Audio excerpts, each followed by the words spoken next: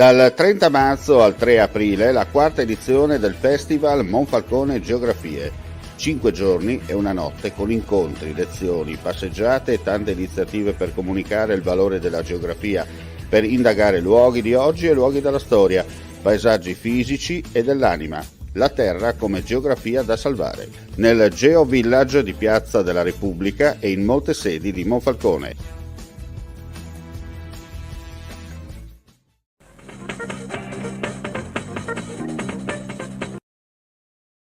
Dal 1 aprile addio al famoso turismo del carburante in Slovenia, grazie all'entrata in vigore del maxi sconto sui carburanti in regione?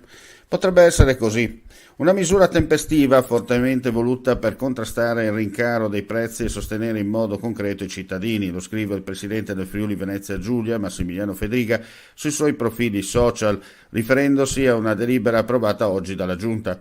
Obiettivo del provvedimento, spiega la Regione, è aumentare lo sconto regionale sul prezzo del carburante alla pompa a partire dal 1 aprile.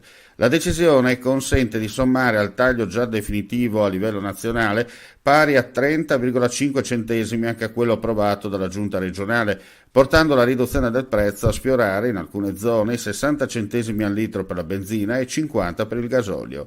Ora la delibera passerà al vaglio della competente commissione consigliare, dopodiché tornerà in giunta per l'approvazione definitiva. Vuoi assaggiare una birra dove al suo interno scopri la specialità tipica friulana?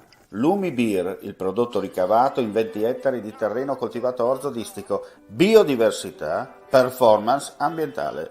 Lumi Beer nelle sue 5 versioni disponibili, 4 per consumo veloce e dissetante e la versione Magnum per intenditori.